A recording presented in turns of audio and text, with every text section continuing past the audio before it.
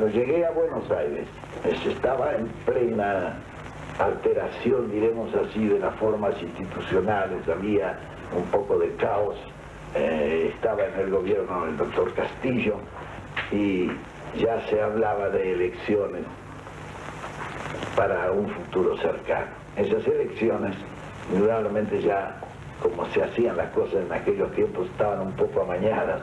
Ya sonaba para candidato de reemplazo el doctor Robustiano Patrón Costas. Tomé contacto nuevamente con algunos oficiales, sin ninguna otra intención que la profesional, hasta que un día se me presentaron allí un grupo de coroneles y me dijeron: esto no puede ser, aquí se va a hacer un fraude electoral y nosotros hemos escuchado todo lo que usted nos ha dicho sobre las cuestiones sociales y políticas de Europa y sus ideas fundamentales sobre estos problemas, y no hemos perdido nuestro tiempo. Nosotros hemos organizado ya más o menos en el ejército la posibilidad de contar con el apoyo de jefes y oficiales del ejército para tomar el gobierno, dar un golpe de Estado e impedir estas elecciones que ya se preparan con un marcado fraude. Bueno, yo le dije: cuidado, yo creo que tenemos que andar continuo y despacio, porque eso de tomar el gobierno hay que pensarlo dos veces, porque tomar el gobierno para fracasar después en el gobierno, mejor no tomarlo. En consecuencia, le dije yo: bueno, me dijeron ellos, usted nos ha hablado de una revolución que cree que es indispensable en el tiempo que estamos viviendo, y nosotros querríamos que usted fuera el orientador de esa revolución, y nosotros tomaríamos el gobierno solamente para hacer un gobierno administrativo para que el país no sufra, y usted se encargaría de realizar, digamos así, cuanto nos ha dicho sobre la revolución social que usted piensa que debe realizarse en el país para ganar tiempo y colocarnos en una posición en que el futuro marcará indefectiblemente. Muy bien, le dije yo: ustedes me perdonan que yo tome mis recaudos, denme 15 días de tiempo y entonces sí aceptaré la misión que ustedes me están asignando.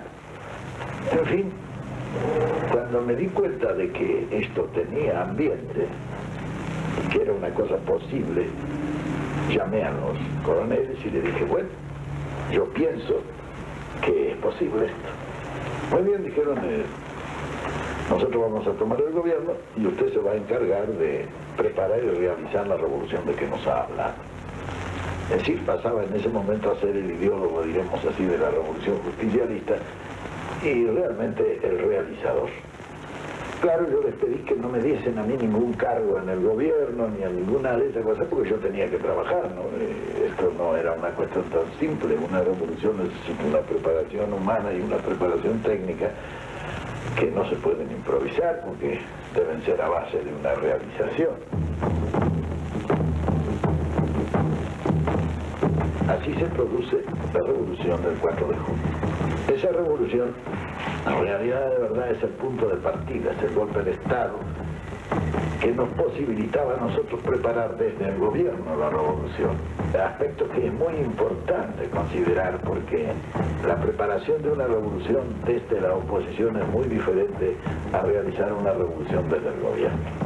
Ello nos permitió iniciar la preparación humana. Bien, cuando se pasa el general Alfaro a ser presidente provisional en reemplazo de general Ramírez, los jefes y oficiales de Campo de Mayo me impusieron a mí que tenía que ser yo el ministro del ejército. Indudablemente no estaba dentro de las funciones que habíamos acordado. Sin embargo, tuve que aceptar por la presión de los jefes y oficiales. Fue así que yo dije: bueno, yo acepto el Ministerio de Ejército, que lo manejaré en la forma que pueda, pero yo necesito que ustedes me nombren presidente del Consejo Nacional del Trabajo. Era un Departamento Nacional del Trabajo, un organismo oscuro y trascendente que estaba funcionando desde hacía mucho tiempo sin ninguna finalidad y sin ningún objeto. La gente indudablemente se rió cuando yo le dije a los jefes oficiales que me fueron a ver. Les dije eso. En fin, Ellos se rieron, dicen, ¿cómo este que lo nombramos ministro de Ejército quiere ser secretario de Trabajo y Previsión? Indudablemente yo necesitaba un punto de apoyo y una palanca para hacer la preparación humana de la revolución.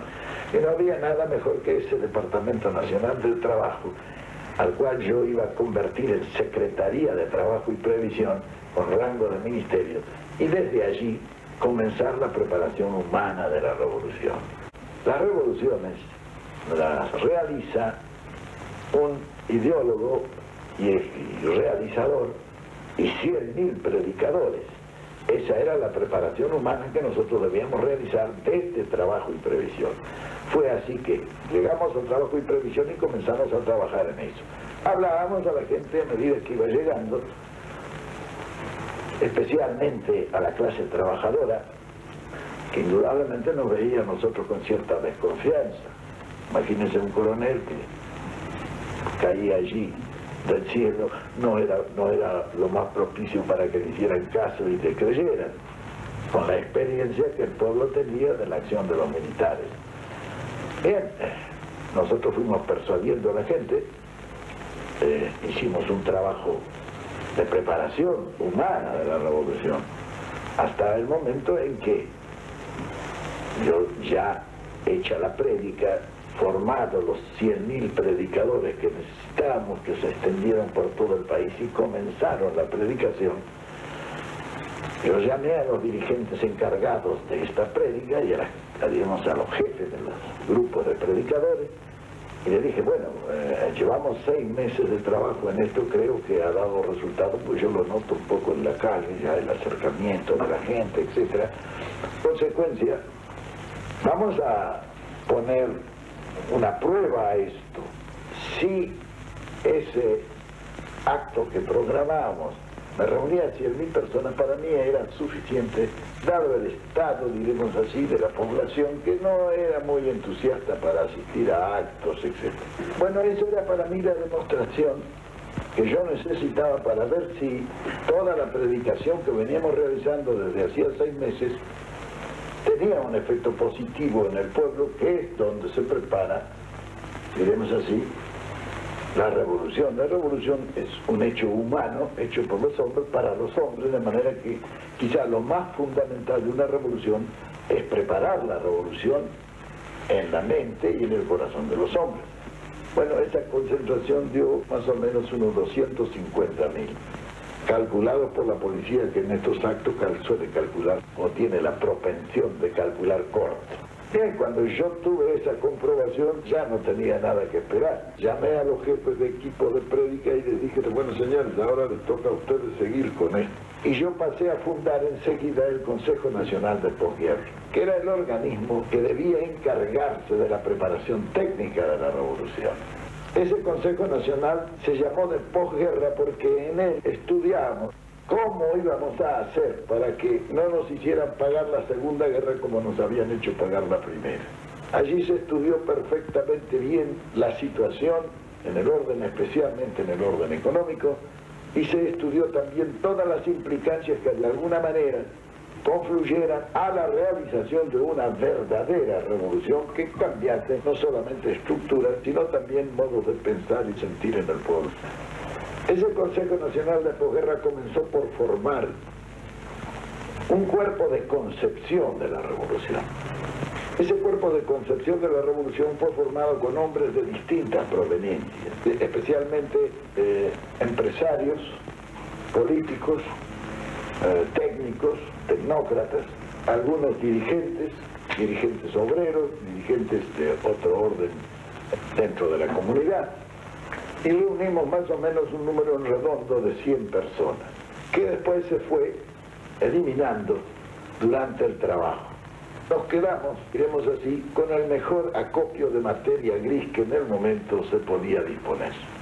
Con ellos comenzamos por establecer la ideología de la revolución, porque indudablemente la revolución necesita especialmente de ideas inicialmente, y un estudio de las ideas políticas y sociales implicaba la creación también o la cristalización de una ideología. Esa ideología se encargó inicialmente a algunas personas.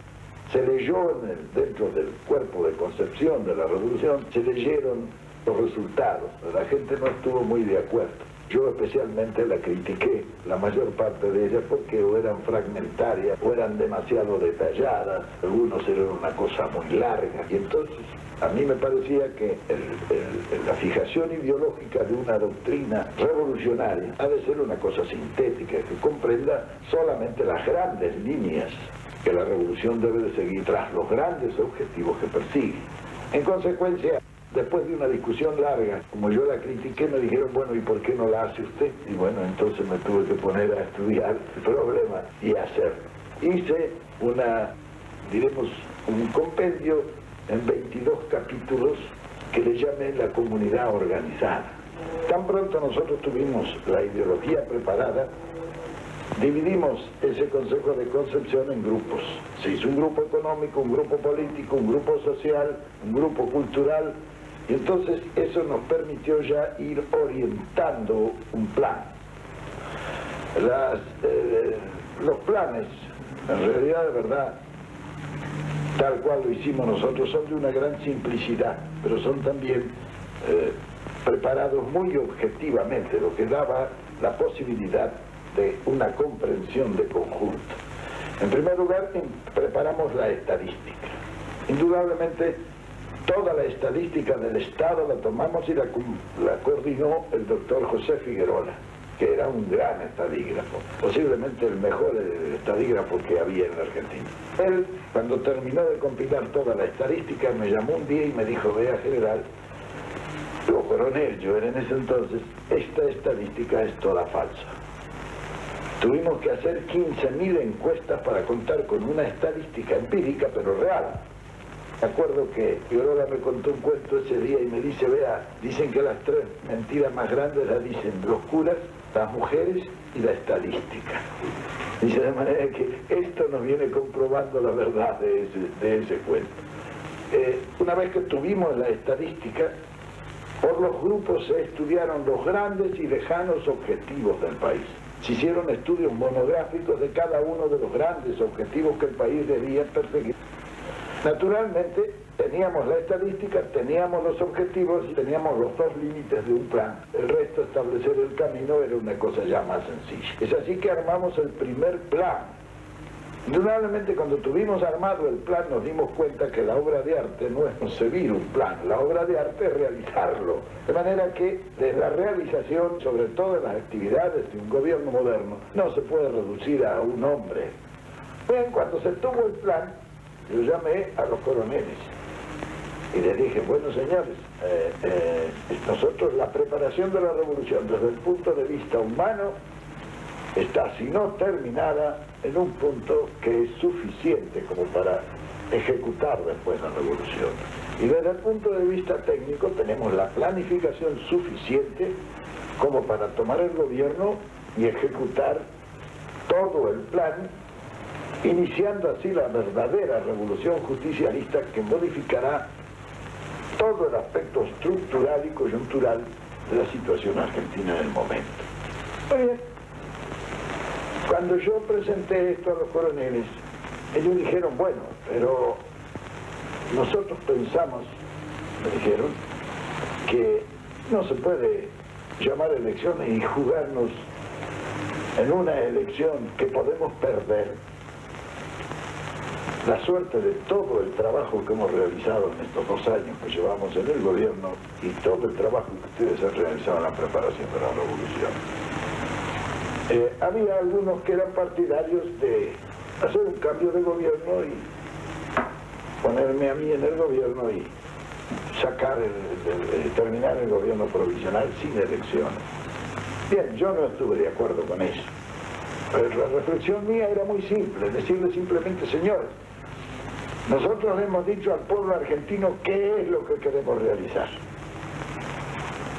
Se ve que nuestra idea se comparte en gran medida. La Unión Democrática que está frente a nosotros le ha dicho también qué es lo que quieren ellos. Lo justo es que el pueblo decida si quiere que se haga lo que nosotros decimos o lo que dice la Unión Democrática. En consecuencia, lo que hay que hacer es llamar elecciones. Si el pueblo nos elige a nosotros, tendremos el mandato explícito del pueblo para realizarlo, entonces nadie nos podrá detener en la revolución. Un gobierno dictatorial creado por nosotros no tendrá la fuerza de opinión necesaria como para tener el gobierno y detrás del gobierno el poder, que solamente lo da el pueblo, porque tiene que ser un gobierno fuerte. Y el gobierno fuerte no es sino aquel que proviene del pueblo. El gobierno militar es un gobierno de fuerza, no es un gobierno fuerte, es un gobierno de fuerza. El gobierno fuerte, el único gobierno fuerte es el que emerge del pueblo, que trae el mandato de todo el país. Muy bien, no nos pudimos poner de acuerdo. Lo que ellos querían, en mi concepto, era seguir más o menos, es decir, con buena intención. Tampoco había mala intención negativa por llamar elecciones. Ellos no creían que ganáramos las elecciones. Y yo al final les dije, vea, yo estoy seguro que las elecciones las ganamos. De esto no tengo la menor duda. Dice, sí, bueno, pero es una patriada que no se puede jugar así, perder todo. Bueno, al final nos disgustamos. Ya yo le dije un día, quizá injustamente, le dije, lo que ustedes quieren es ponerme a mí ahí para manejarme ustedes. Y digo, yo no, y yo para eso no sirvo. Entonces se enojaron. Yo me enojé también y dije, bueno, señores, ahí tienen los planes, está toda la preparación de la revolución hecha. Si ustedes quieren realizarla, ustedes realícenla. Renuncié a todos los cargos que tenía y me fui a una isla del Tigre de un amigo para desprenderme de eso. Tomé mi valija, que todas mis cosas que tenía, yo seguía estudiando allí nomás. Cuando yo me fui, indudablemente toda esa enorme preparación humana comenzó a mover del piso el gobierno, porque no era un asunto tan simple. Entonces dijeron que yo estaba preparando una revolución al gobierno de Farrell, o un golpe de Estado. Y decidieron detenerme. Así fue que fue el jefe de policía, el coronel Mittelbach, fue hasta la isla donde yo estaba, me tomaron preso y me trasladaron a Martín García. Lo que más me molestó fue precisamente que para hacerlo me entregaran a la Marina. Entré ahí, me llevaron al presidio militar que hay allí y de ahí me trasladaron a una pequeña casita que había y empezaron a desfilar todos de la isla para decirme lo mismo, porque estaban todos conmigo. El correo vino y me dijo del correo, dice lo que quiera decir allá, cualquier cosa que necesiten. Y comencé a percibir que nuestra acción había sido muy eficaz, sobre todo en las esferas populares. Bien, ahí pasé en Martín García una semana y yo seguía trabajando y estudiando mis cosas. Seguía pensando con el plan y con todo, porque yo sabía que algún día eso iba a ser útil. Bien, hasta que el 17 de octubre, a la mañana, se produjo una eclosión popular. Así es que caía el hospital militar. De allí empezaron todos a venir a verme. Y el 17 de octubre ya a mediodía comenzaron las columnas a salir de Avellaneda, de Villa Ballester, del Tigre, venían avanzando sobre la Plaza de Mayo.